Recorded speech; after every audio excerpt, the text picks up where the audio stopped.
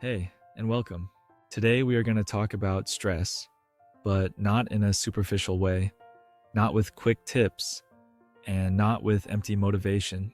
Today we are going to understand how stress actually works. This video is based on the Lazarus stress model, also called the transactional model of stress and coping. It explains why the same situation can overwhelm one person and barely affect another. And more importantly, it shows where you can actively reduce stress on different levels of your life. Take your time. You don't need to remember everything. Understanding comes first. Change follows later. Part 1.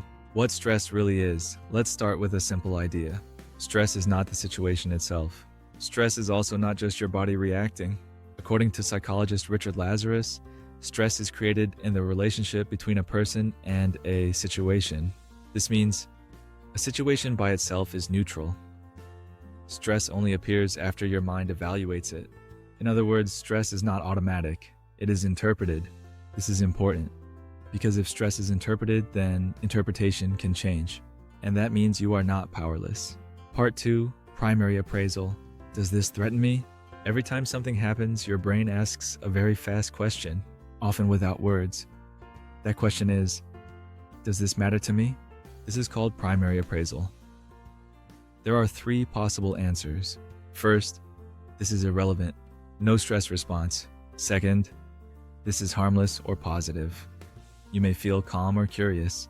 Third, this is stressful. And if it is stressful, your brain usually labels it as one of 3 things: harm, threat, or challenge. Harm means something bad already happened. Threat means something bad might happen. Challenge means this is difficult, but I might be able to handle it. Here is the key point. A challenge creates a very different stress response than a threat. Same situation, different meaning, different stress. How to reduce stress at the primary appraisal level. This is the first place where change is possible. You can ask yourself, what story am I telling myself right now?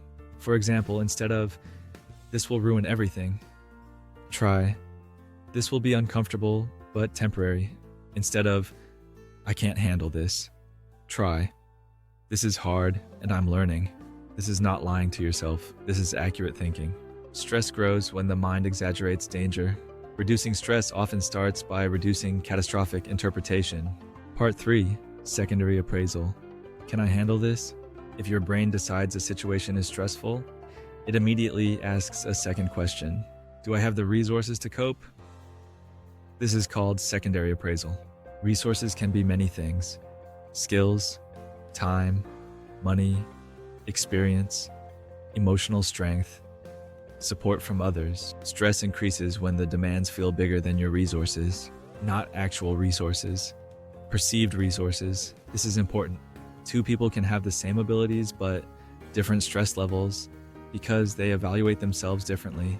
How to reduce stress at the secondary appraisal level. There are 3 powerful ways to reduce stress here. First, build real skills. Confidence grows from competence, not from positive thinking. Learning how to communicate, how to say no, how to calm your nervous system. Each skill increases your sense of control. Second, strengthen social support. Stress feels heavier when you think you are alone. You don't need many people. You need safe people. Even knowing that someone would listen reduces stress. Third, build self-trust. Keep small promises to yourself, not big ones. Your brain learns through experience. I can handle things. Part 4, coping, what you do with stress. According to Lazarus, there are 2 main coping styles: problem-focused coping and emotion-focused coping. Problem-focused coping means you try to change the situation. You plan, you act, you solve. This works best when the situation is controllable. Emotion-focused coping means you work with your emotional response. You accept. You calm your body.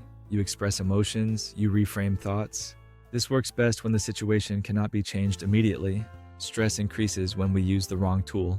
Trying to control the uncontrollable creates exhaustion. Suppressing emotions creates inner pressure.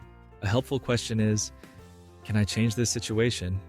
Or do I need to change how I relate to it? Part 5, chronic stress and stress loops. Stress becomes dangerous when it turns chronic. This happens when a situation is repeatedly seen as a threat. resources feel constantly insufficient, and coping strategies don't work. The body never fully relaxes.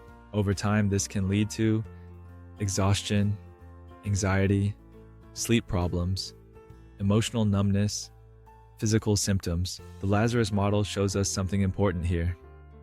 Stress is not just one moment, it is a loop, and loops can be interrupted. Where you can interrupt the stress loop, you can interrupt stress on several levels. At the thinking level, change interpretation. At the resource level, build skills and support. At the coping level, choose healthier strategies. And at the body level, regulate your nervous system. Slow breathing, gentle movement, regular sleep, moments of safety. The body and the mind are connected, always. Part 6. Stress is information. One of the most important ideas of the Lazarus model is this: stress is not your enemy. Stress is information. It tells you something matters, something feels uncertain, something needs attention. Reducing stress does not mean avoiding life. It means engaging with life more consciously and more compassionately. Practical questions for daily life. Here are some questions you can use. You don't need all of them. One is enough. What am I telling myself about this? What resources am I forgetting? What part of this can I influence today? What would a calmer response look like? Small questions can create big shifts. The Lazarus stress model reminds us stress is not just outside of us and not just inside of us. It is created in the interaction between both. That means you have influence. Not total control, but meaningful influence. And sometimes that is enough. Here, it's all about psychology. Simple, relatable, and useful for your everyday life. Each week, I share new videos to help you better understand yourself and others. Whether it's stress, relationships, or personal growth, you'll find real insights that make a difference. Are there specific topics you're interested in or a particular question you'd like answered in your life? Let me know in the comments. Behind this avatar, there is a real person, and yes, I really studied psychology. Subscribe now and join me on your journey toward more clarity and inner strength. Thank you for being here, and take care.